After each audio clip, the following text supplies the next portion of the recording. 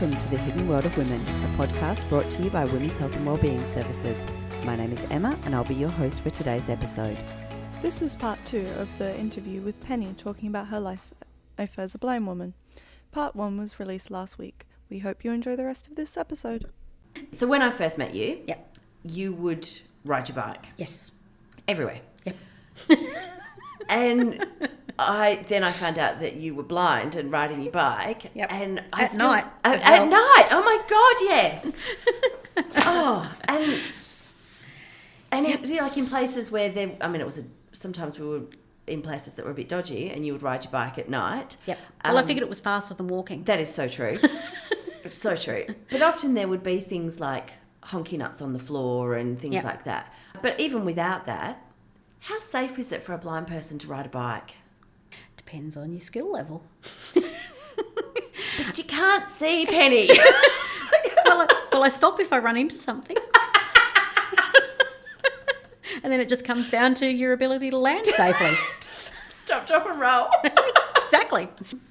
It probably wasn't safe, Okay. but I felt capable of doing it at the time. And like I said, it's faster than walking. Yeah. You know, if you're walking, you're a whole lot slower and in that situation a lot longer. Yeah.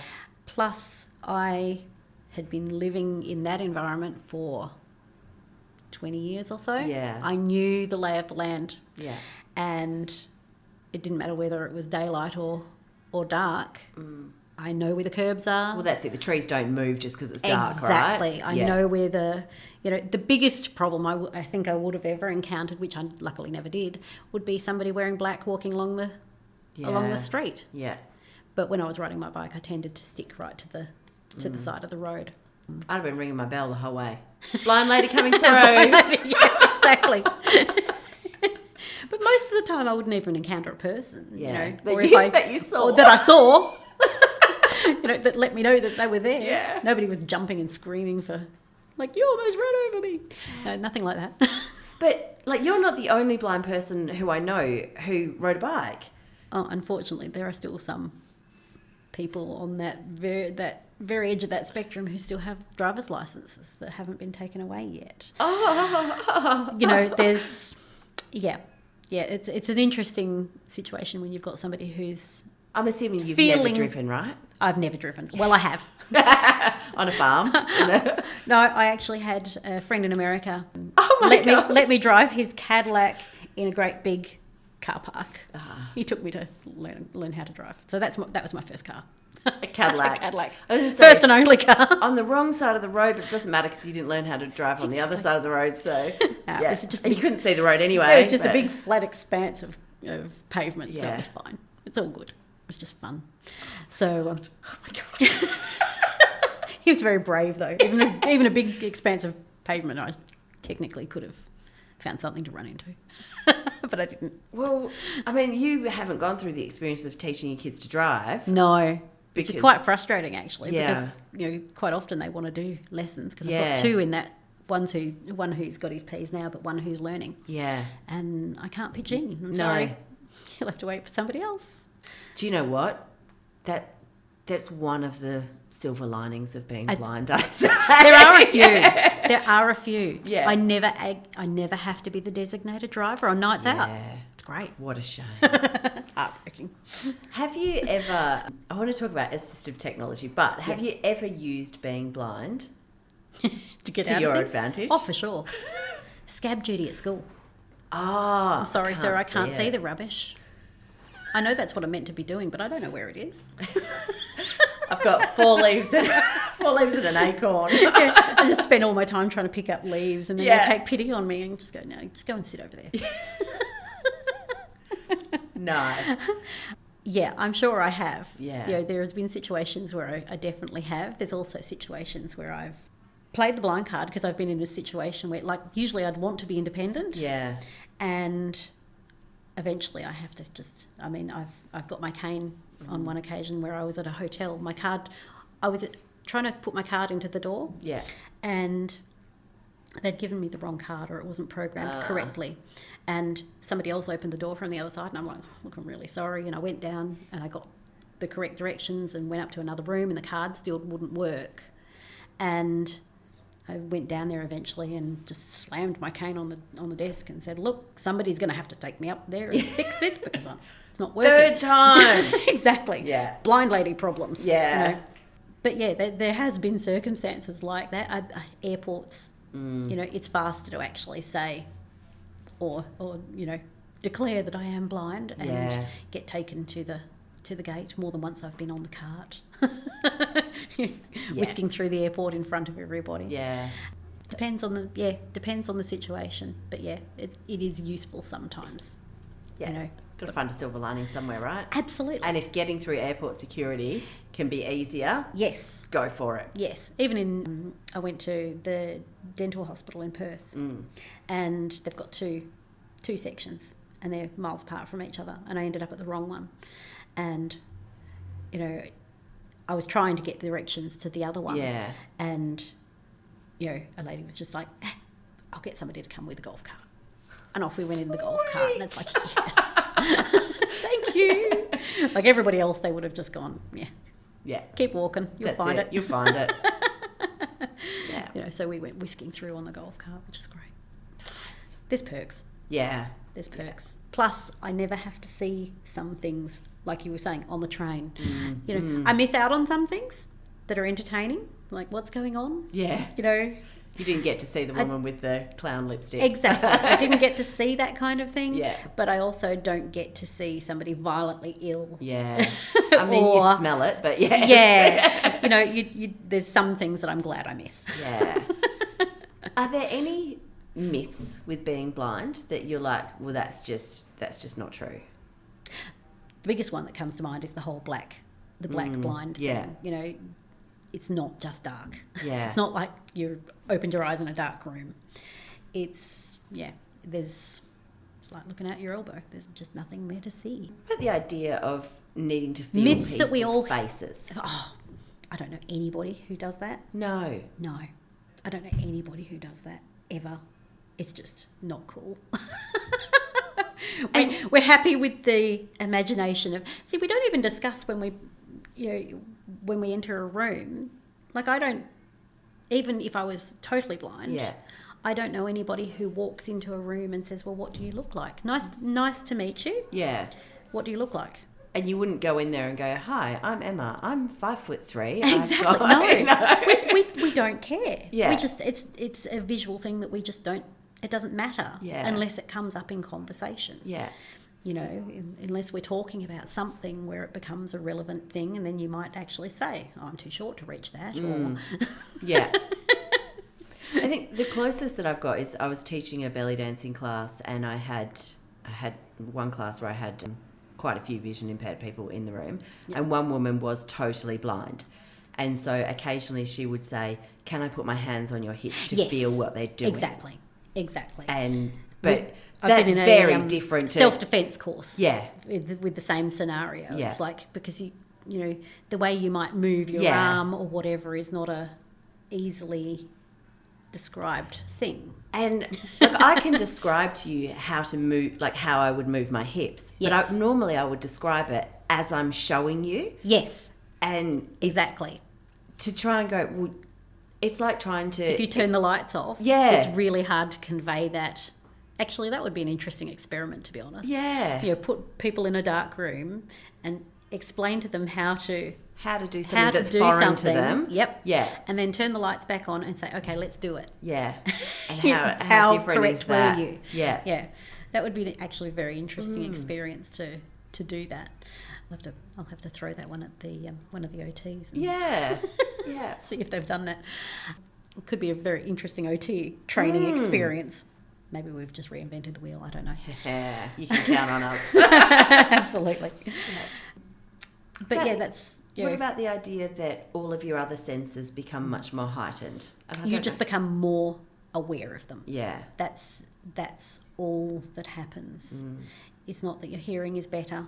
Yeah. You know, it's not that your sense of smell is better. It's just that you become more aware of what's going on. Yeah. And like I say, my brain does the heavy lifting for my vision. Yeah. That must just be so incredibly exhausting. Yeah. Yep. And that's something that I've only really discovered recently, that it's not just me who's an absolute cow of a person by 7 p.m. Yeah.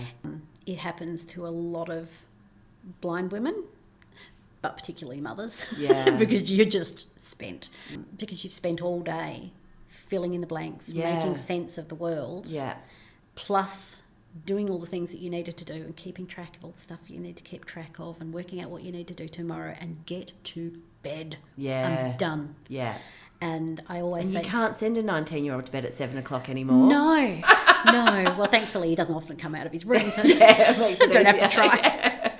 And quite often we text. Yeah. These days Yeah. it's not just, not just face-to-face conversations. Yeah. The other one for me is that, and I don't know that, again, speaking just for me, I see better when it's quiet. Yes. Because if it's too loud...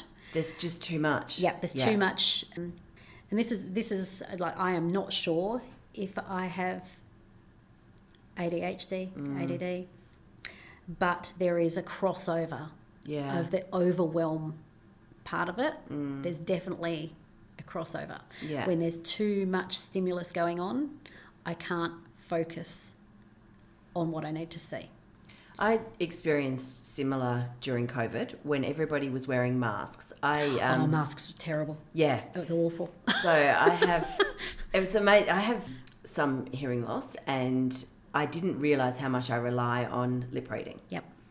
Until everything was in Zoom. And the Zoom would be glitchy because everybody was using Zoom. Yeah, they're all running, and their mouths weren't moving. Weren't moving at the same pace. Yeah. Yep. Or everyone was in masks. Yes. And it's that same kind of thing with your brain having to do the heavy lifting because I need to fill in the gaps and fill in the blanks. And how much more exhausting it was. And that was only for a short period of time. So I can't imagine living 49 years with trying to fill in the blanks. Yeah. But yeah, exactly that. When there was other things going on, like I need everybody to sit incredibly still. Absolutely. Don't move. Like, let me just focus on one thing. Yep. Because that's all I've got capacity for now. Sometimes I go to the toilet. It's not because I need to go. Yeah. It's because I just need 5 minutes. 5 minutes to just sit alone. Yeah. And just... And now your kids are old enough that they're not coming in and exactly. there's not fingers coming into the toilet door the dog and that kind of sits stuff. right beside the door, but that's okay. She can stay there. She's not bothered. She's not asking harassing me for anything. No, exactly. And then you'll be sitting there and it'll be like, where are you? I'm like, I'm not nowhere. But I quite often wear noise-cancelling headphones through my house. I can still hear enough to know what's going on around me, but it takes the edge off, takes the volume down, so that I can actually have that little bit of spare brain space to work with what I need to work with. Because, it's overwhelming. Yeah. Noise is just... It's a lot. Yeah. Yeah. And with 5 kids. I didn't plan that 5 kids, a husband and a dog and a cat. And a cat. Be a lot of noise. And a noisy budgie. Oh, yeah. Just because, we need... who doesn't need a noisy budgie? Yeah. Yeah. It's just one of those things. I didn't plan it well. I didn't know. That's it. And then once you're in the situation, well, it's too late now, isn't it? Exactly. In for a penny, in for a pound. Absolutely. But I keep on reminding myself these days are limited. They really are. Yeah. I've got one that's 19. The last one is 7. Yeah. We're getting... In a blink, it's going to be... Oh, yeah. Yeah. Yep. Every time I have to tell off my younger one for doing something, I keep thinking, this might actually be the last time I actually have to deal with this. Yeah. There's no next one coming to deal with this problem. Yeah. So that actually makes it easier. It's kind of sad. Yeah, that's it. It's good to have your awareness of that you need that quiet time. Yeah. And one of these days I'm going to book myself a silent retreat because I'm sure I could do it. I don't know. You might go insane. Nah. You're like, I reckon shock. I could rock it. I reckon I could rock it. I could totally sit there in my own space for like a week and not have to communicate. I think it'd be brilliant. Dreams. Oh, yeah. I'm willing to give it a shot. Let's put it that way. That's it. I'd be prepared to give it a go. Yeah, absolutely. So when you were at school, Yep. you had your nose to the paper and you had your magnifying glass and you learnt Braille. I'm assuming that was like a Braille typewriter. Yes. And now, I mean, there's quite a few people who have never learnt Braille, and now it's all about the different tech. Tech is definitely invading the space in a big way. There's some blind people I know these days don't even learn Braille. It's not something, but it's still a very useful, I believe, it's still a very useful tool. It's great for signage outside doorways. Yeah. It's great for labels, so you can quickly reference things. Yeah. At a bare minimum. It's quite often some medications will have Braille on the packaging if you actually pay attention. Yeah. It's not really fantastic Braille, but it's readable. Yeah, yeah. Now you say that, I have seen super important. Yeah. It's something I think people should still learn, but I know so many people who don't. And do you use it like every day? No. I actually feel like I need to go back and do a bit of a refresher course, because it's something, I can still read the alphabet, I can still type the alphabet, but Braille actually has all sorts of extra symbols for things like TION will be brought down to one symbol. Right, yeah. To contract things and make it faster and quicker to read and smaller in volume. Yeah. But these days they've got Braille screens, so you can actually read the pins. There's pins inside that will go up and down. Oh, wow. And you can actually read the output on a screen, and it just refreshes, and you go back to the start, and you just constantly. Oh wow! It's just constantly scrolling through, which is really rather than having to carry around huge tomes. Absolutely. Well, it connects to your computer or your mobile phone or whatever. There's little Braille keyboards that you can connect to your mobile phone, so you can actually type in Braille if that's faster for you. So there's that kind of technology. That's something I've never ever used. I know it exists, but I've never actually used it. I've only gone the old school, big clunker Braille. Yeah. Ding! Carriage return. Yeah. Like an old typewriter. Yeah. Only 6 keys. Well, 8, 9 keys. But yeah, I think it's useful. I think it's a valuable skill to learn, but not everybody does these days. Yeah.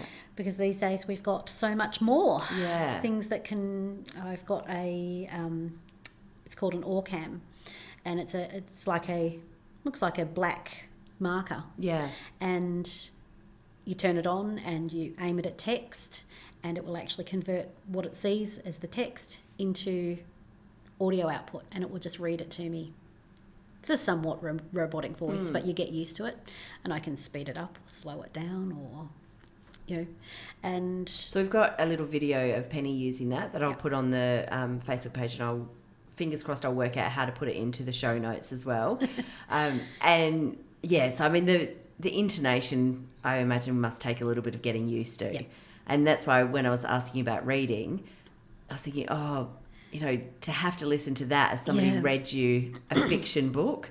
You learn to live past it. Yeah, right. And some people actually prefer that over, say, an audiobook where somebody's actually read it. Yeah. Because when somebody's actually reading it to you, you get their feeling. Whereas the automated voice is just giving you very monotone, and you still factual, get to and you get to build your own world. That's really interesting, because I don't like audiobooks for exactly that reason. I'm like, you're reading it wrong. Yeah, see, I get frustrated with it, but these days I can't physically. It takes so much out of me to read a book in print. Yeah, I used to read books with a magnifying glass when I was in my teens. Too much energy now. Don't have that. I can actually read them with the ORCAM, but 9 times out of 10 I am on the go. So I do listen to audiobooks, and I suffer through somebody else's interpretation of it. Yeah. And I know some people love audiobooks, but I mean, I do love them, but I am very conscious that I've got somebody else's interpretation to a degree. Yeah. But I'm aware that the ORCAM will give me as raw as it can. Yeah, almost blank canvas. Almost blank canvas. Yeah. And I get to fill in the blanks for myself.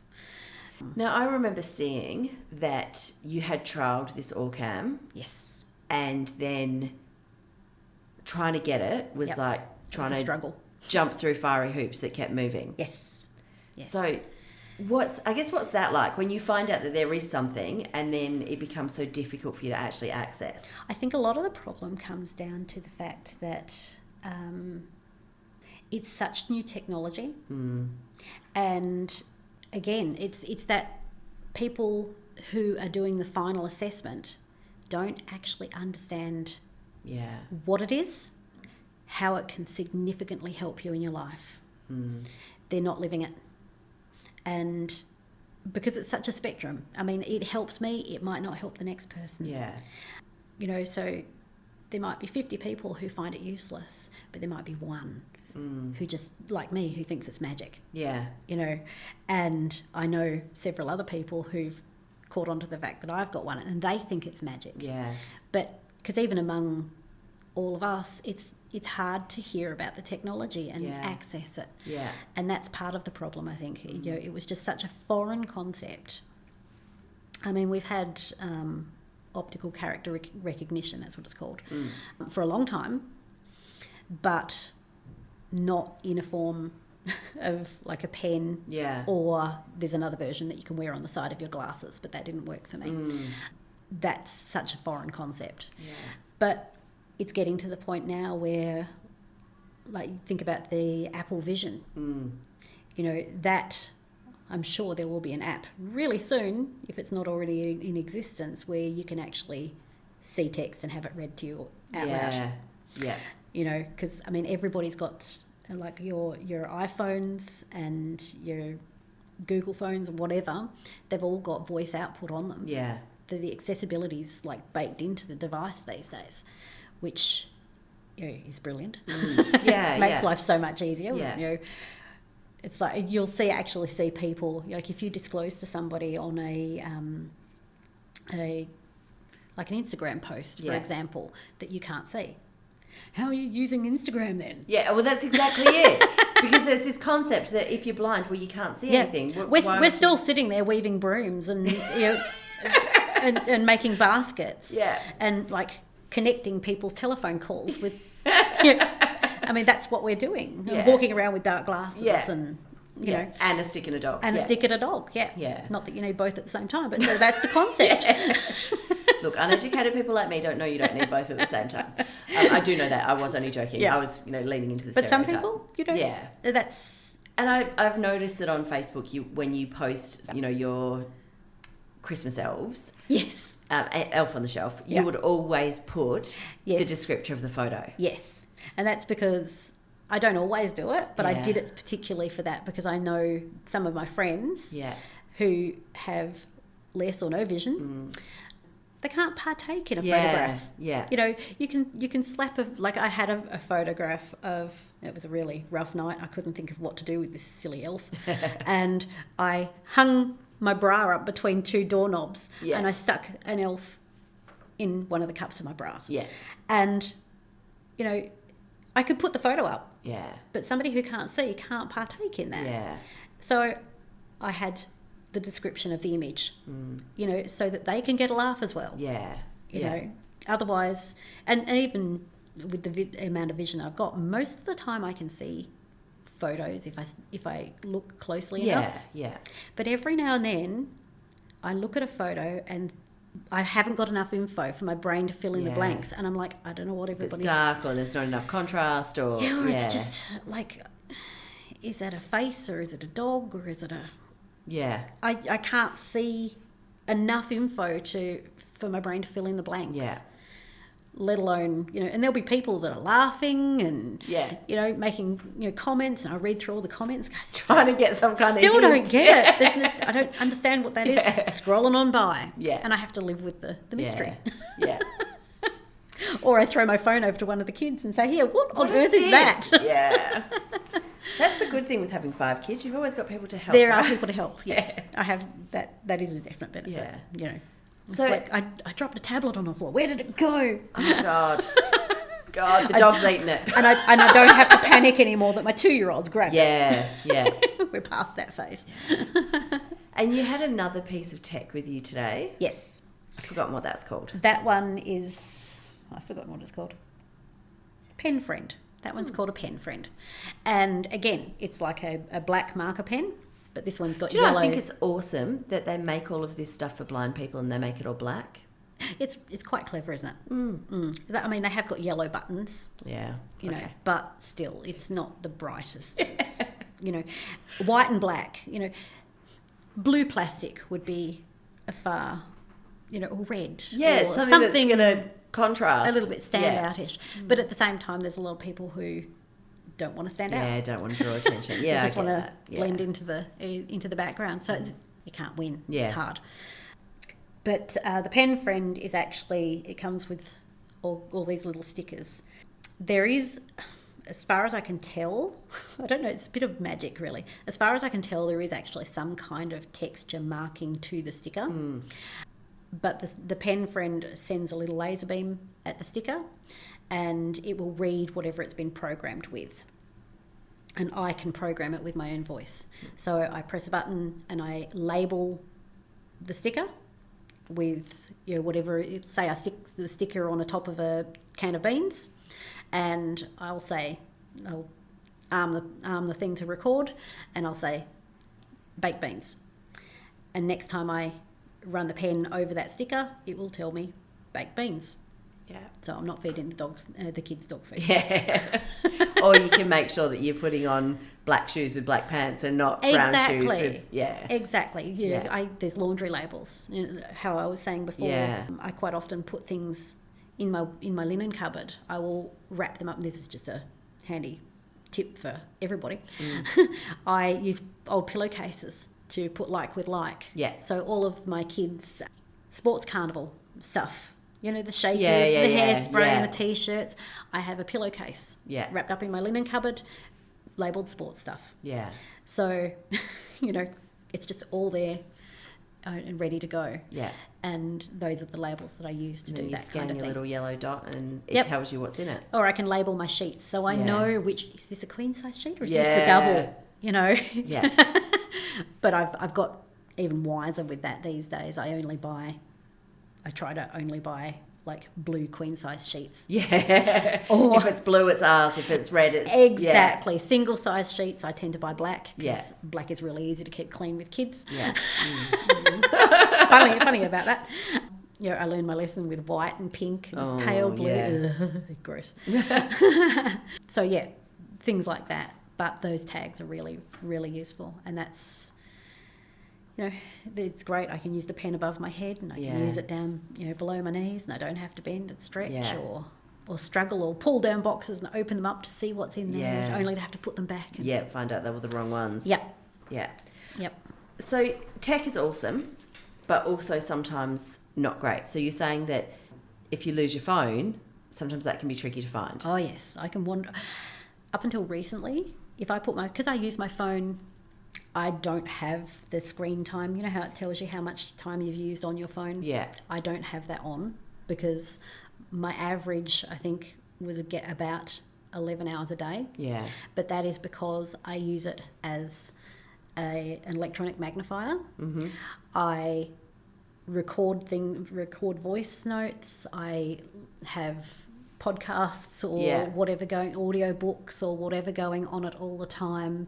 I am using Zoom, you pinch and zoom to see anything that I need to look up, or I'm using it to convert your text to print or reading a web page. I turn it to audio output.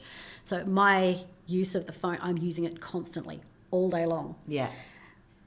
But I regularly put it down to use both hands, wander off to go and put a piece of clothing in a drawer, load the washing machine. Where's my phone? Yeah.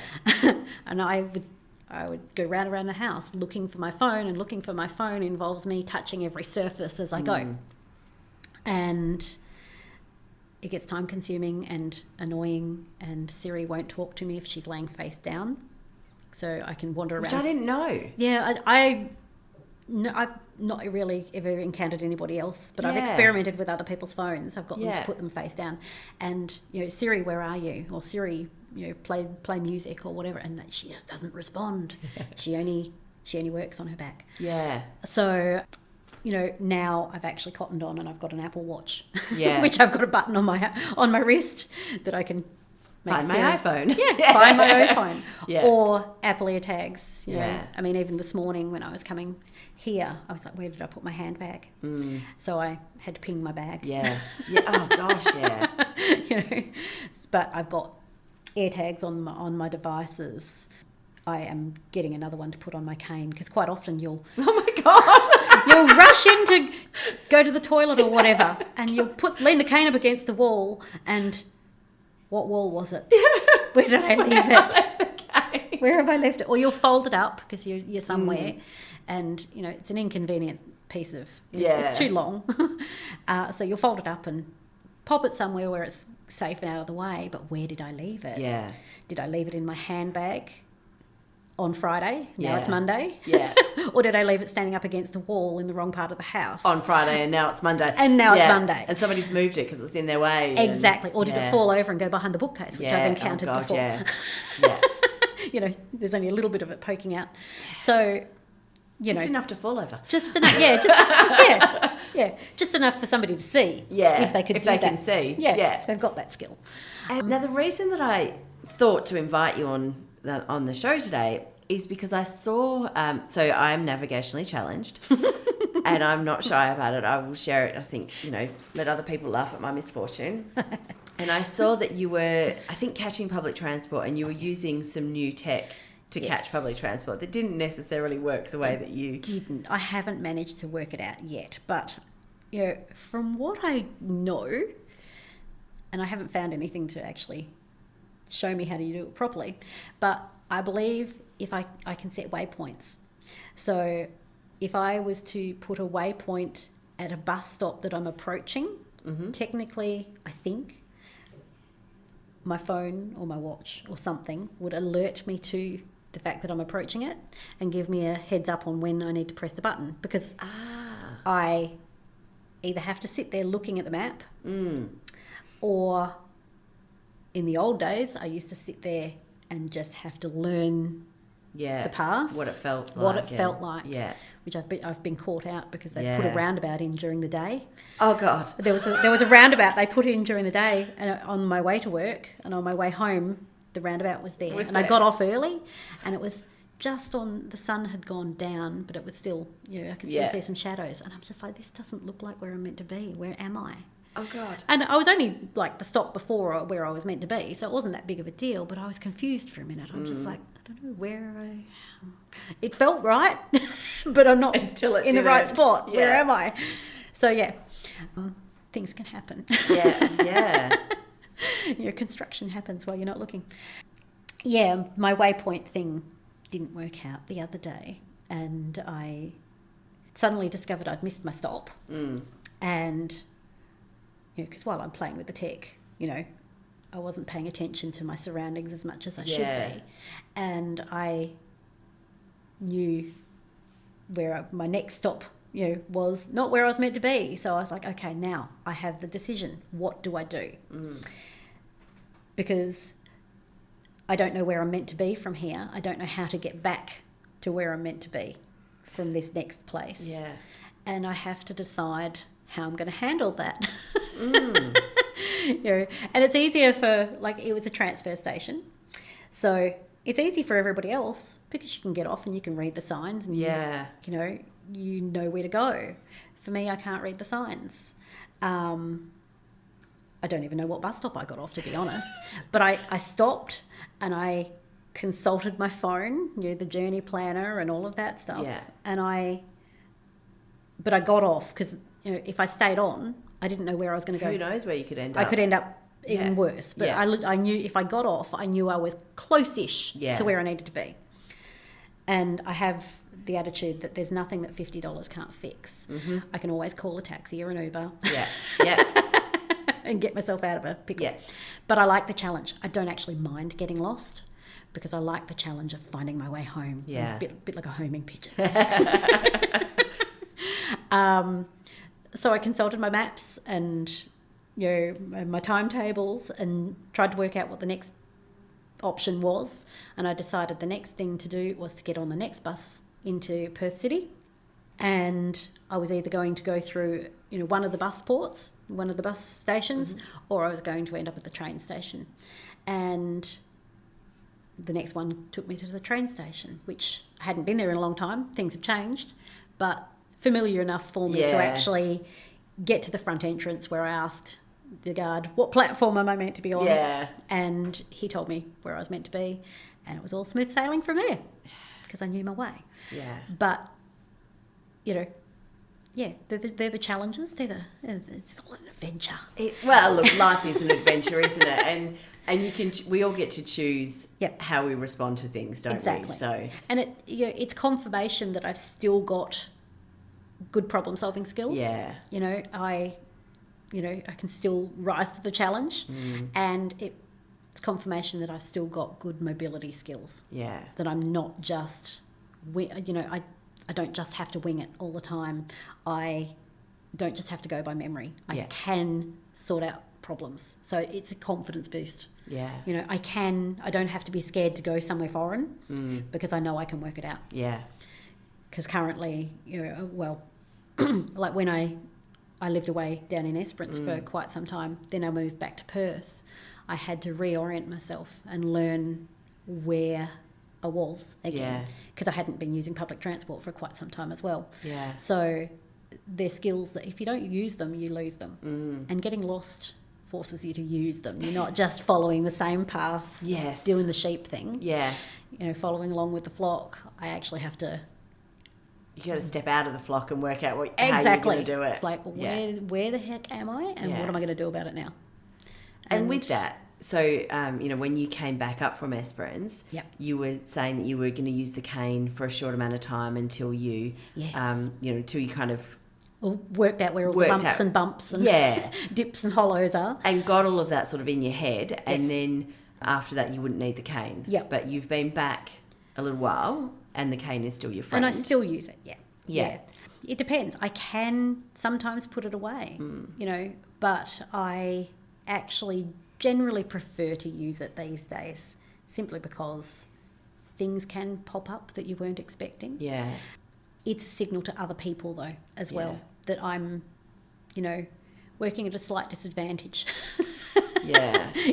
And if I do happen to, walk too close to you, because I know that there's a comfortable boundary for people. If I do happen to walk too close to you, or I didn't genuinely see you and I walk in front of you and cut you off, there's a reason. I'm not just being rude. Yeah.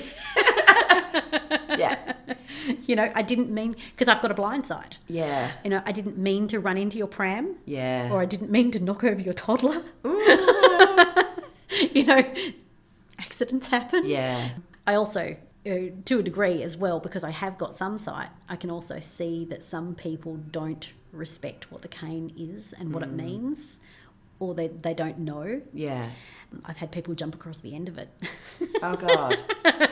It's like, and under those circumstances, I feel like it's there for an education purpose for all the other people that I know who can't see or can see less than I do.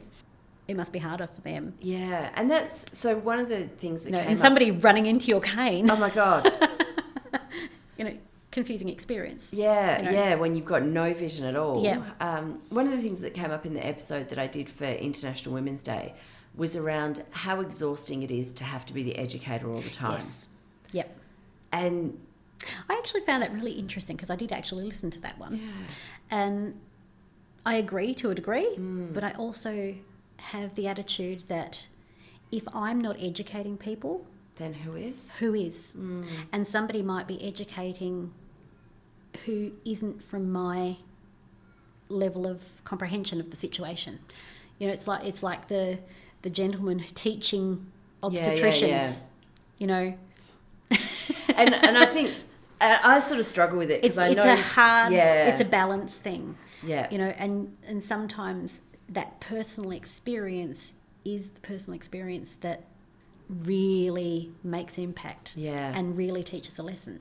And the reason, so I struggle with it a little bit because I'll just share sort of the fight that's happening in my brain at the moment. Yep. I know somebody who, she lives with a disability and she thinks, don't ask me questions. It is none of your business. I'm not here for you to to be your entertainment while you find out why X, Y, and Z. Yeah. Well, because some of those questions aren't relevant either. Well, that's exactly it. Why I'm in this situation is not really the question. The fact is I'm in this situation and what do I deal with and how can I help you? Well, that's it. And get through life easily. You know, is this office working? Yeah, exactly. Could I do something differently? Yeah. I also think that I've really tried hard to raise my children not to see people with... Well, I've raised them to see people with disabilities. Yeah. I think we live in a society where it's don't stare, it's rude. Yes. And so many with times I've disabilities encountered people. Yeah. What's that big stick? Or Don't why ask does her such. eye look funny? Yeah. And, I'm like that all the time. And I'm like, no, ask questions. Yeah. And I remember being in a lift when my son was, he was really, really little. And the kids, little ones. oh my God, don't you love the little ones? And we're in the lift and there was a man who was in a wheelchair and he was missing a leg. Yep. And, how long does the lift take? And I tell you what, it took a damn long time. And he said, Mummy, that man doesn't have a leg. I said, that's right, buddy. What am I supposed to say? Exactly, yep. He goes, that's really sad, isn't it, Mummy? Like, we're in a lift, this is not much space. Really, yep. And I said, well, that depends. We don't know this man's story. And him not having a leg, that might be something to celebrate because he's still alive and we don't know the background of that. Exactly. And that's not for us to say that it's really sad because he's still here. Exactly. And it might be a relief for him to not have a leg. That's exactly it. You don't know. And so we can't... and that's a concept that so many people struggle with. Yeah. That it might actually be... You might actually be quite content with your lot. Yeah. And most of the time I am. Yeah. Well, we got out of the lift and I just sort of mouthed, I'm so sorry. Yep. And they stopped me and said, don't ever be sorry. Do you know how many people would have shut that down or how many people would have just gone and looked away? Yep. Somebody saw, like the wife said, somebody saw my husband and didn't pity him. Yep. And like, I just think as a society where we're teaching our kids, like with you saying, people don't respect the cane. Yeah. But when I went to school, we learnt that, when people are using a cane, they're using it to see. Yes. And if you get in the way, well, then you're stopping them being able to be safe. Exactly. But do kids get taught that now? Like your kids would have. Oh, my Your kids dog know, get caught. but my kids don't. They probably respect don't care. me. Yeah. They don't care. They don't care. They love you too much to care about that kind of stuff. Yeah, my daughter picks it up and jumps the cracks in the pavement. It's like I'm trying to use that. She's like picking it up and jumping the cracks in the pavement. It's just... But I don't know. I don't know if kids are really taught. Yeah. And with everybody's so inclusive. They want to be inclusive, but I don't know that we're actually doing it in such a way that we're really understanding what we're including. Yeah. Yeah. It's great that you want to bring everybody together, but you have to understand where everybody's coming from and how they're different and how you can actually do things better to not just include someone, but make them feel part of. Yeah. Because you can invite somebody to a party, but it's useless if they're sitting in the corner of the room. Yeah. Unless that's where they want to be. If that's their happy place, then that's all good. If that's their happy place. But at least allow them the opportunity to come in. And participate. Yeah.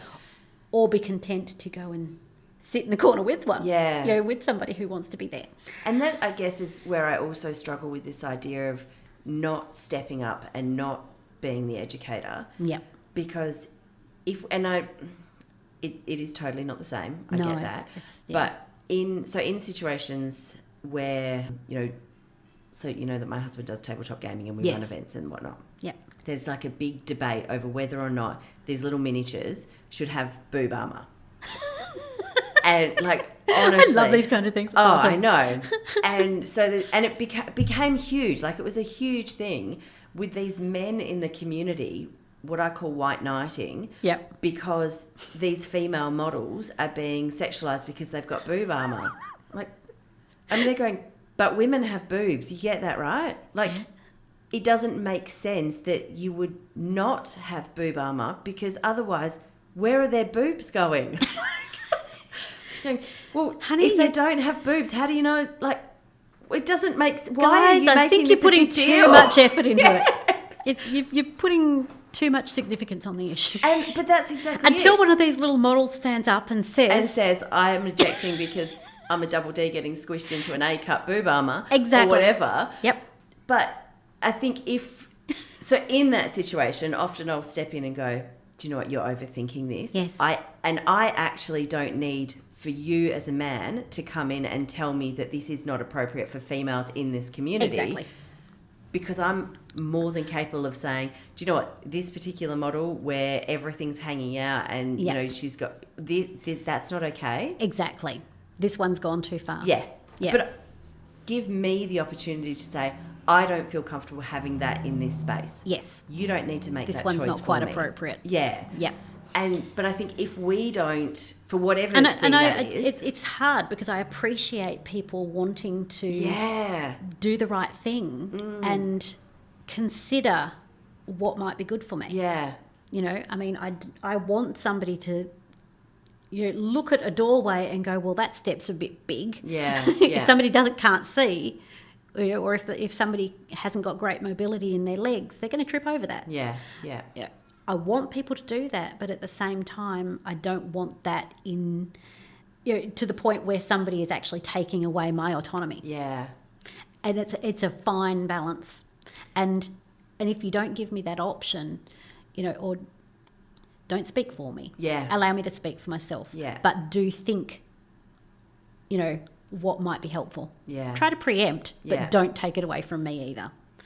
And I guess it's hard. Is it okay to say what's going to be helpful in this situation? So, you know, going back a few decades, when you first came to a class with me, Yep. you know, I remember saying to you, no problem, what do you need? Yeah, exactly. And that's perfect.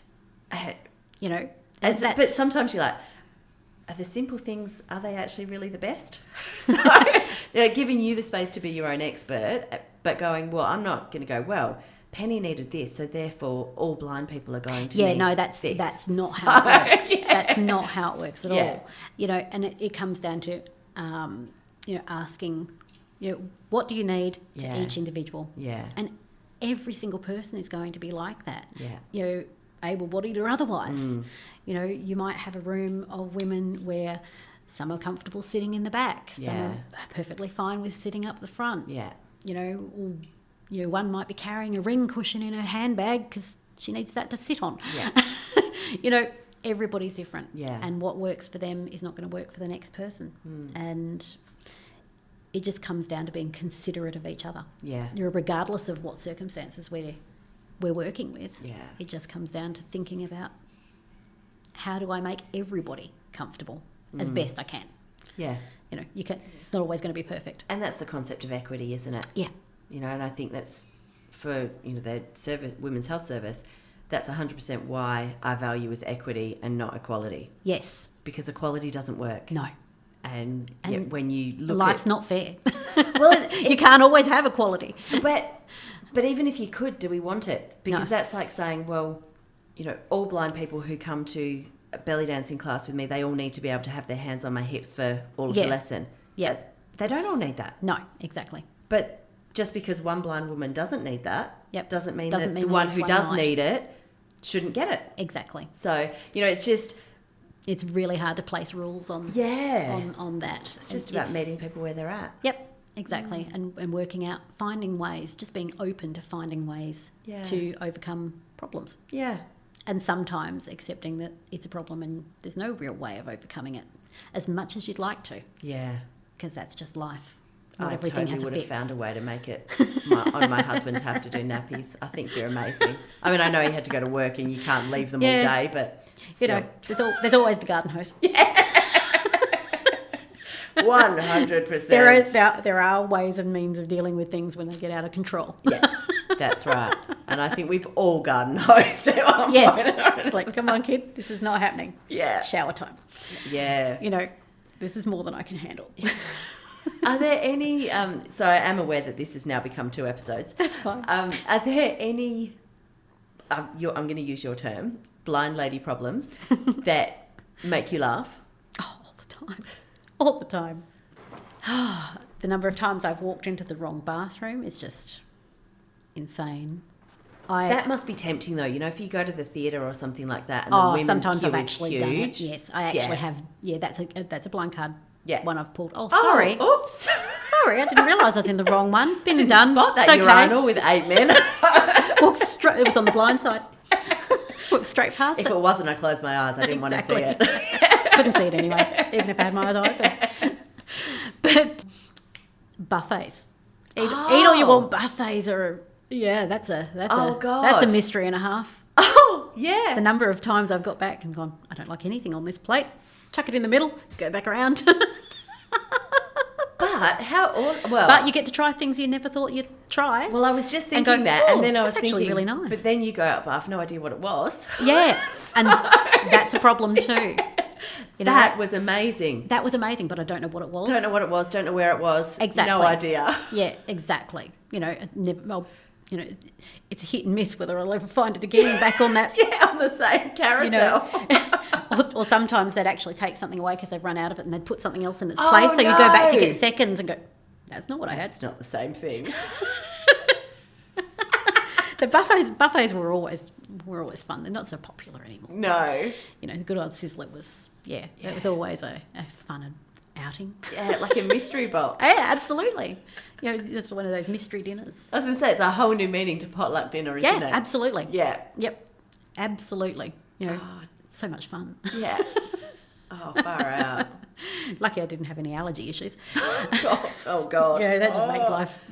Night clubbing was always entertaining, and I actually was lucky enough to have a friend who was she used to be very descriptive. Yeah. She'd be like, look around to 11 o'clock, there's a guy looking in your direction.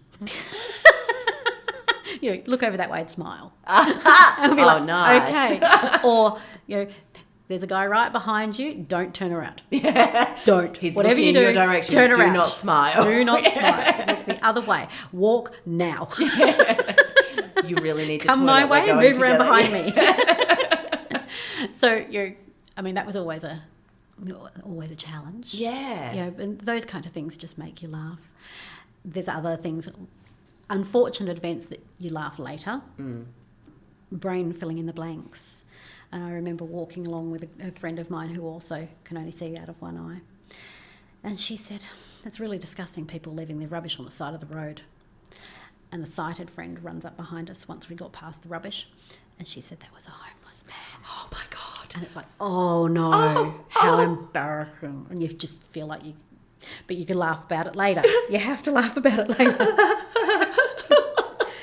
I was also at Murdoch University, garbage bag again. But I was convinced it was a big black swan sitting on the side of the pathway. But it's just the way the garbage bag was. Yeah. You know, and in my brain, it was a swan. I'm like, what is a swan doing here? That's really, that's bizarre, garbage bag. Isn't it? That's less bizarre. Yeah. Talking to other people's children as if they're mine. Just so many fun things. Yeah. Hailing a cement mixer, thinking it was a bus. And then wishing the ground would open up and grab me. Oh, my goodness. I've also walked up to a friend who I was shopping with. I thought she was my friend anyway. I walked up beside the lady. She was standing at the meat counter, and I said to my friend, I'm not buying meat here. It looks like garbage. Oh, God. And then I realised it wasn't my friend. I'm sorry. She was just wearing the same colours. So, yeah, there's all sorts. Holding other people's hands instead of my husband. Yeah. It's got its perils. Or its perks, depending on whose hand you Absolutely. Absolutely. I've sat on a gentleman in a theatre. Oh, God. Oh, my goodness. It's like, the seat wasn't empty, sorry. You've really got to learn not to wear the same colour clothes as the chair. Absolutely, yes. Yeah. You know, or I really should, be on time so I'm not going in the dark. So you're not going into the dark, yeah.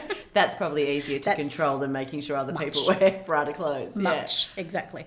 There's lots of funny mishaps along the way. Yeah, and like you say, you've got to be able to laugh, right? You do. Yeah. It's so much easier to deal with if you laugh. Yeah. There's handfuls of times where I get frustrated with it. Yeah.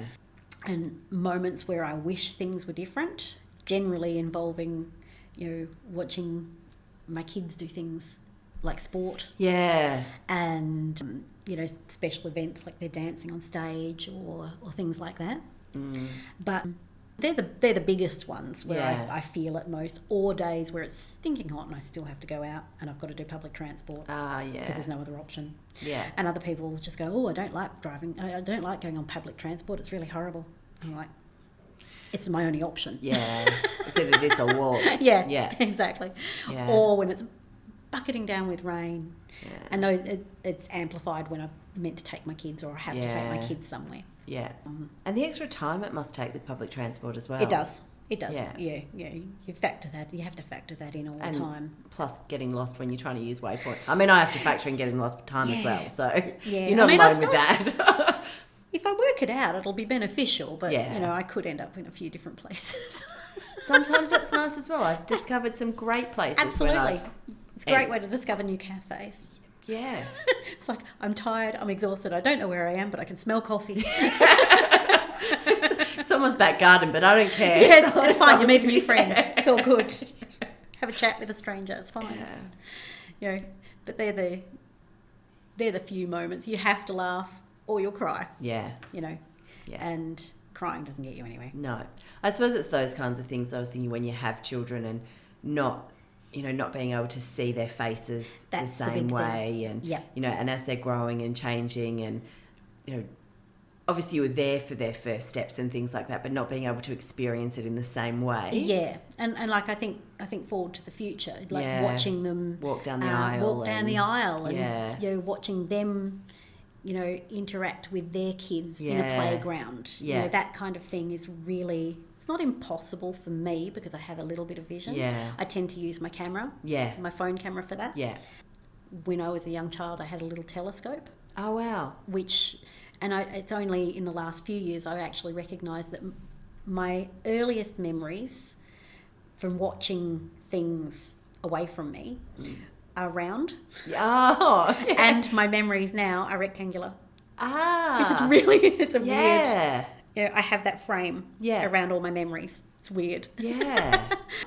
But, it's those kind of things impact the most. Those I will still be there for them. I'll still remember them, but I experience them differently. And it's annoying that other people get to see other people's facial stuff that I miss. Yeah.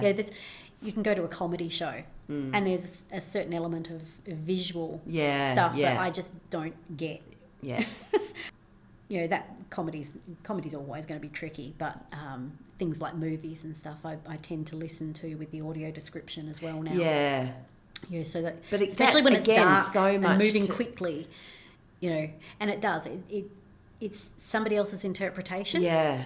But at the same time, like if you're watching a dark, creepy movie, I don't get the dark bits at all. Yeah. So I miss all that bit. Yeah. So somebody else's interpretation is useful. But I'm just thinking about how because I didn't see him climb out of the bathtub with a knife. Corner. Yeah, But so much extra work for you to have to listen to that at the same time. Yeah, you have to filter through it all. Yeah. Yeah. But that feels like complete overload. Yeah, I can see how that is, but for me, it's the added information that I totally miss. That you need in order to be able to put the jigsaw together. Exactly. Yeah. I don't understand, like... how is she screaming? Because I didn't see the man approaching her. Yeah. Why is she screaming? What's she running from? Yeah, and thinking about it, like with comedies and things, like comedy shows, more and more we're seeing inclusive shows where they have sign. Here we have, Auslan. Yeah. And, the Auslan interpreters, they're hilarious. I've actually seen, because I've watched on videos where they are really demonstrative. Yeah. And that's actually useful. Being over demonstrative gives me more clues. Yeah. But not everybody's demonstrative at all. Some people are, and that's where I struggled with the masks. Yeah. Because even like the voice was muffled. Yeah. And what little visual I do get was masked. Yeah. Yeah, right. And unless somebody does great big gestures with their hands, I struggle. And that was a challenging plus the mask being up over my nose would also interfere with my ability to see below me. I will admit, I had hard. that exact same experience. And fogging I was up like, with glasses. even without the fogging up, I found that when I was wearing a mask, I couldn't see as well. Yeah. It was... Because if you're wearing it properly, if it's sitting up over your Yeah. nose, it's underneath your eye, and it actually impacts with your ability to look down. Yeah. And the reflective light. Mm. You know, And I'd be I like... found different colours were better Yeah. to I wear. was be like, oh, I can't do this, I can't see. Yeah. Like, it's just too hard, I'm going home. Yep. I can't see, I can't hear. Nah, I'm out. And like the whole try not to touch things. Oh, yeah. Try not to touch stuff. Yeah. And Of unless course. I touch things, like going through a clothes shopping, Yeah. I touch everything. I'm going for two things: colour and texture. Yeah. Before I even look at the garment, Yeah. you know, to work out whether it's a shirt, skirt. Yeah. I just run my hands through the thing to feel Itchy, what it itchy, is. itchy, not itchy. This one will be Exactly, good. Yeah. satiny. Yeah. You know, feels like some kind of woven Yeah. brocade. You know, everything comes down to touch. Yeah. And you know, when they're We saying weren't supposed to touch anything. don't touch anything, and then don't touch yourself after you've touched things. Yeah. And sanitize, and it's all great, but you know, I need to touch to work out where the edge of the bench is. Yeah. Yeah. And I need to touch to work out where the ATM machine is Yeah. so that I can touch the right buttons. Yeah. I need to feel the pad to Yeah. touch the right buttons. I can't just peck with one finger. Yeah. Yeah. So, you know, yeah, hand sanitizing was a thing. Oh gosh, yeah. Mm. And then when this mask's on my face, I have even less ability to... I'm just imagining the people who must have been like luckily you couldn't see to see the daggers they were shooting you. Oh, yeah. I have just cleaned that and she has touched all of it. Exactly. This woman just came in and she wiped her hands Touched over everything. everything. You know, and, you know, because the queues changed. Yeah. You know, the way people line up it's supposed changed. to- yeah. And if everybody's 1.5 metres apart, I can't tell whether it's a queue or just people standing around. And I can't see the sign to say queue here. You know, it was so many times I was just standing there, you know, 1.5 metres away from someone who wasn't actually in a queue Who at all. happens to just be looking at perfume in Yeah, exactly. And they're just wondering why I'm standing there for so long. Just going, You're this trailing chick's them weird. 1.5 metres apart the whole way around. Yeah, they move forward, I move forward. And then go, oh, the line's over there. Oops. I've been queuing for 20 minutes. Exactly. And that was normal. Yeah. That was normal.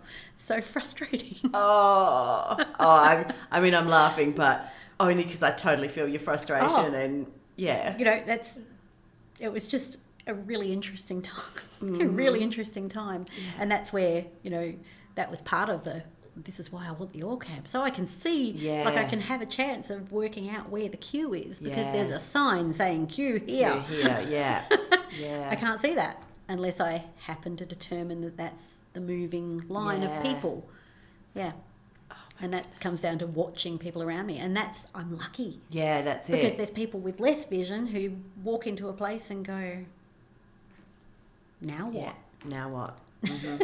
And if you've got that barrier of a cane or whatever and people aren't forthcoming to come up and say, do you need any help? Yeah.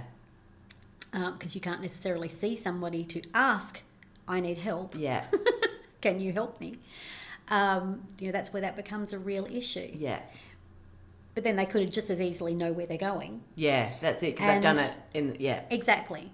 And, you know, if you do ask somebody if they need help, please don't be offended if they say, I'm good. Yeah. Because they're good. Yeah. They've worked it out. Yeah. And they actually appreciate. Yeah. You know, 99.9% of the time that person will appreciate that somebody else actually asked them. Yeah. You know, are you okay? Certainly don't grab people. I've been grabbed as well, walking along the train platform. Yeah. I've been grabbed by a man and kind of hauled sideways because I was too close to the edge. On the lumpy parts that's actually designed on for... on the bumpy parts that are designed for me to actually feel where I am. That's what the tactile paving. Yeah. You know, they're either a dome shape or they're long strips. Yeah. The long strips actually show you a direction. The bumpy ones tell you you're near An something edge. that's something that needs to be Yeah. aware of, like an overhanging thing or a drop off or whatever. But don't. Do you need help? Yeah. Not grabbing. You're too close to the edge. Yeah. And I know where I'm going. Don't you worry, honey. That's it. And also, don't grab a random stranger. Yeah, no. If you wouldn't grab a random stranger, don't grab a blind random stranger. Yeah. Kind of gets people tense. Just a little bit. Yeah. Oh my goodness. But at the same time, from his perspective, he may have felt like I was going to go over the edge of the platform, which is a concern. Yeah. You know, I don't want to go over the edge of the platform. Yeah. But. And I think, hey, do you need help? Yeah, I think it's always good to... and then grab. It's always good to acknowledge that generally people are coming from a good place. Yes. Like, he was no doubt trying to be helpful, but there are better ways to do it. Yes. And like you say, hey, did you need help? Or do you know how close... Just letting you know you're really close to the edge there. Yep, that's what this bumpy... That's what the bumpy means. Yeah. And that's what my cane is telling me. Yeah. Thank you for thinking of me. I'm all good. I'm all good. Yeah. And that's where it comes down to the education part. Somebody can't learn that unless they're in that situation and being taught by somebody. I mean, you can tell somebody, but it doesn't mean anything until you're in that situation. And that's where I struggled with the, always being the educator part of it. Because sometimes this is the life we're living and it is our job to educate. Yeah. Whether you like it or not. Because if you don't, people don't know. And we're such a small part of the community that... I mean, there is it's nothing I know of, but quite possibly there are people out there who never encounter somebody who can't see. Or never encounter anybody with a significant hearing impairment. Yeah. Or only pass like 3 people in a wheelchair in their lifetime. Yeah. And that's just the physical disabilities. Yeah. So unless we are actually speaking up every now and then and saying, this is what it's like for me, I can't actually blame people for having stereotypes. Yeah. And that's I totally agree with you. And I think sometimes stereotypes exist for a reason. Oh, Yeah. And they are actually useful sometimes. Yeah. It helps me enormously because it fills in a blank for me. If there's a couple of clues that mesh with a stereotype, I might be making a presumptive I might not be on the right path, but I have clues as to what that person might be like. Yeah. And I know whether it's right or wrong, whether I should be more cautious or relaxed. Yeah. It's unfortunate, but sometimes those clues can actually keep me safe. Whether it's right or wrong, it's not fair. Life's not fair. Yeah. I mean, I don't think we have to go with Marvel things that blind people are likely to be supervillains. But maybe you've got a dark secret that I don't know about. Wish we all could. It'd be fun. Got to inject some joy into life somehow. Absolutely. So, are there any other thoughts or any other things that you'd like to share around, what it's like living with vision impairment, or ways that people can support somebody if they, meet somebody on the street or at a conference, or, anything else you want to add? Just be open to saying hi. Just be open to saying hi and, offering a helping hand if you need, if that person needs it for whatever reason, even if you're at a conference and, you've been there most of the morning and you're heading off to the loo and you've said hi earlier on. Did you know where the loos are? Yeah. Do you need help to the toilet? Yeah, because I'm going if you want to join the pilgrimage. Yeah. You want to come with me to go and get in the coffee line? Because there's a queue. Yeah. That kind of thing. I can show you which end of the queue to join. Exactly. Yeah, don't try and jump the front. People don't like that, whether you're blind or not. Or help you work out which milk you're supposed to pour in. Exactly. Oh, my God. Or there's 3 types of cake. Yeah. Well, they're all brown. They're all varying shades of brown. I don't know whether that's beef. That's not cake. Oh, the number of times I've walked away with the wrong, like I said, buffets are just horrible. Horrible in a good way. Yeah. You've just got to have the right attitude. Yeah. So that kind of thing. Just be open to helping. Yeah. But accepting if the person's okay. Yeah. And they might be okay for that minute, but they might look a bit lost later on in the day. Open up and help again, if something happens later in the day, always laugh. Yeah. Always laugh. And don't feel bad. You don't need to avoid words like see and look and watch. You just don't. And honestly, if somebody ever does get upset about that kind of thing, the problem is theirs, and they need to work through the issue. It's not yours. Yeah. Yeah. You don't need to change the way you speak to accommodate the one person who's sensitive for things like that. They need to work out their sensitivity. This is life. And that's just a symptom of a bigger problem that they're dealing with. Yeah. You know. That's it. We don't know people's stories or No. people's, what people have got on their plate. Exactly. Yeah. You know, but the majority of people will, have a chuckle over jokes, and if anything, have a chuckle over blind jokes, or like when you use the word see in a sentence and go, oh, and then it's or like it's me fine. going, it's a visible cue that you can't. Yeah. Oh, hang on a minute. Hang on. Like it doesn't feel right to call a cane a visible cue that you're blind. Exactly. I mean, asking a person what they envision their life to be like. That's going to be tricky. Yeah. Dark. But blindness isn't dark, so yeah, it's okay. Yeah. It's okay. We're all just people. We're all just coming at the same problems from a different direction. Yeah. And, I think the biggest thing that I've learnt from knowing you is don't make assumptions. Yeah, don't make assumptions. Yeah. And don't assume that just because somebody's blind they can't do things. Oh. Because in some ways, some of us are doing more. Yeah. More. Yeah. To get through life, in some ways, some of us are doing things more than you are. Yeah. To Yeah, definitely. It's 10 times the effort to get to the same goal. Yeah. But even, the idea of somebody who's visually impaired doing woodworking. Yeah. Yeah. I mean, that feels dangerous. But there are elements of danger to it. I mean, there's some things that I could probably manage on my own if I tried hard enough, but I might lose a limb. Yeah, exactly. So we have supervision. Yeah.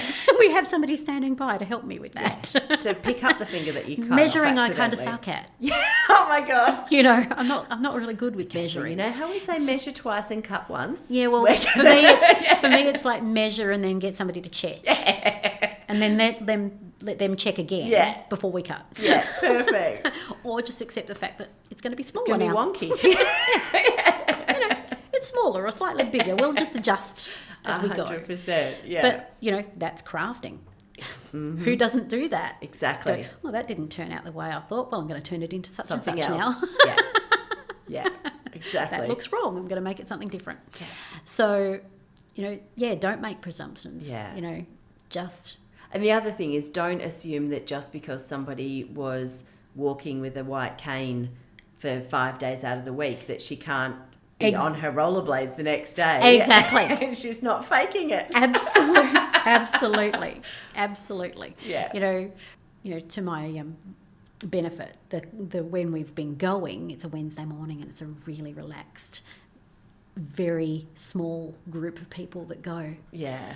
And to my surprise, the first week we went, there was a 70th birthday going on. Oh! It's like goals. Yeah. I want my 70th birthday to be at the roller rink. Thank you very much. Oh, that's awesome. It's awesome. Yeah. But even if you're not sighted, you can still roller skate. Yeah. If you know how. Yeah. Well, yeah, that's it. But you can still learn. You can still learn. You can still learn. It's a matter of balance, and it's a matter of feeling your way, and you find ways to stay close to the edge, work with the railings. Yeah. Know people around you. You get to listen. You can hear people's wheels move. Yeah.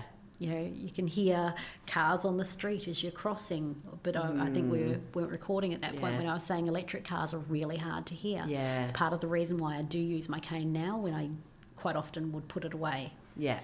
In years gone by. Because I know the lay of the land. I'd know where I was. I knew where the bumps and the curbs were. But these days I've got electric cars to deal with, and there's no rules on them making noise. They are talking about making noise. Yeah. Putting something on them to make a noise. Yeah. But they're not there yet. But even so many cars, when they stop at traffic lights now, the engines turn up like... Yes. And that's not just electric cars. There's lots of cars that do that, yes. And another thing I can put in, as far as people being courteous, it's fabulous. When you're walking along with a white cane, it's fabulous when people are courteous. But one of my pet hates, don't pull up next to me and then presumably you're either waiting or you're waving me across.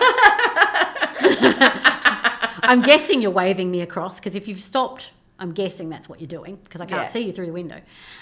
Or I've had people yell out, it's safe. Yeah. But I have to trust a total stranger. Yeah. And your motor sitting next to me in my right ear is stopping me from hearing what's coming and going on the opposite side of the street. Yeah. It's courteous, yeah. and I get where people are coming from, but it messes up with my perception of what's going on around me. And please, no more mowing lawns on the corner of the road when I'm taking my kids to school, because that messes up with me as well. I'm with you on that. Yeah. I can't hear past your lawnmower. It's horrible.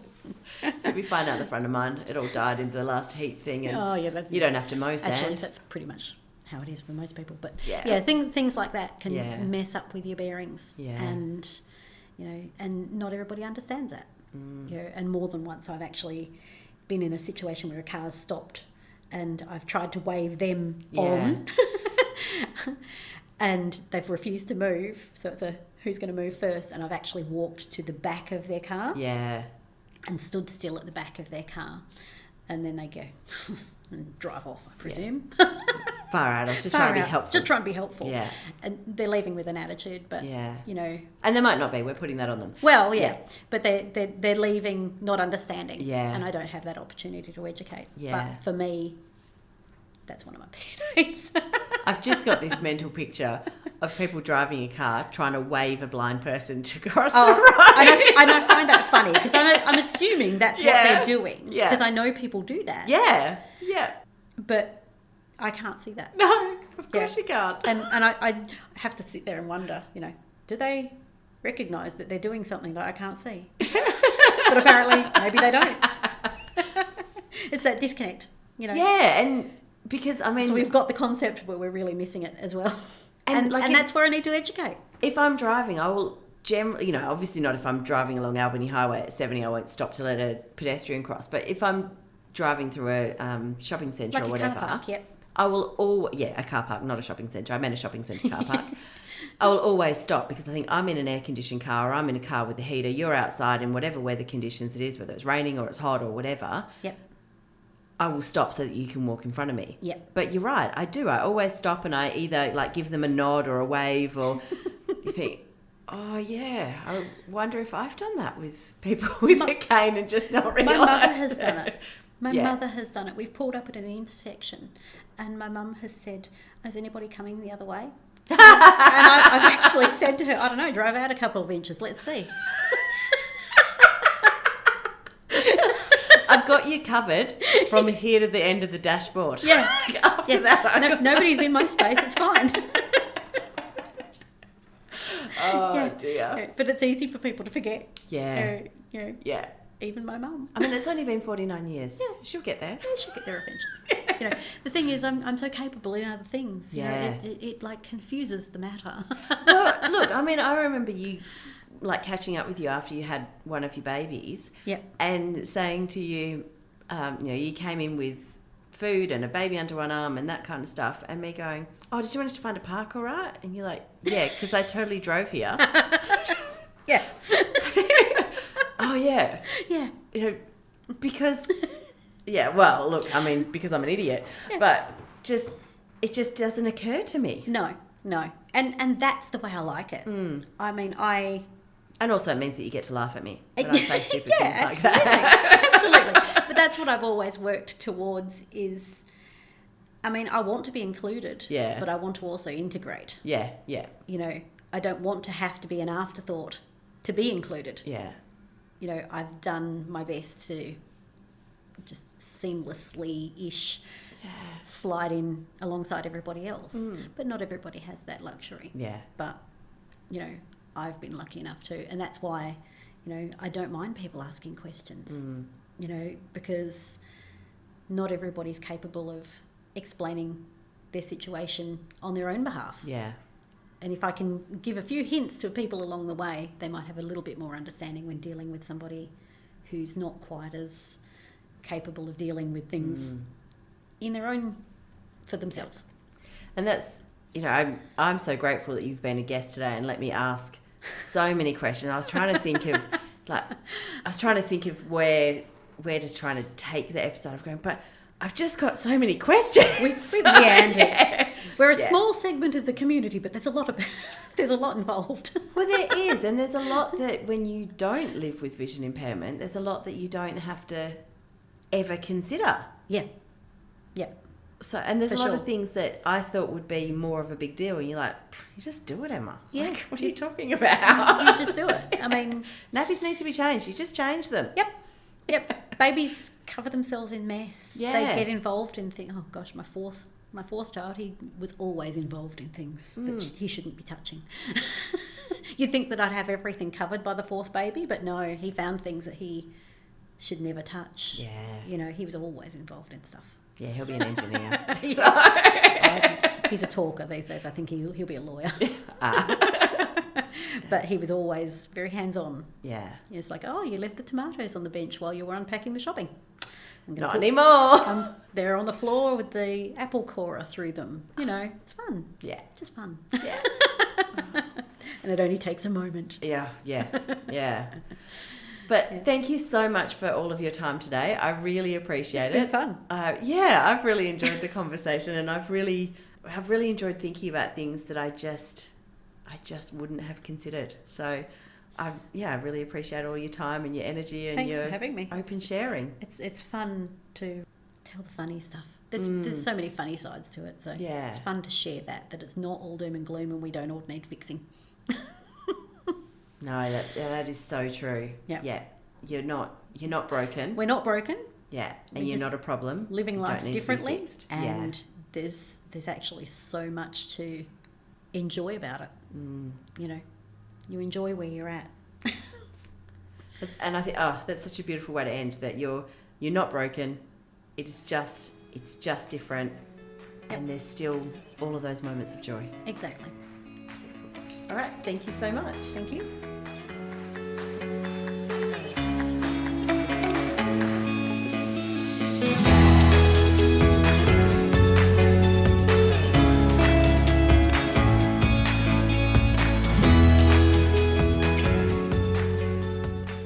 Thank you for joining me for today's episode of A Hidden World of Women, a podcast brought to you by Women's Health and Wellbeing Services. For more information on the services we offer, head to whws.org.au or Women's Health and Wellbeing Services on YouTube and social media. Looking forward to the next episode where we uncover the hidden world of women.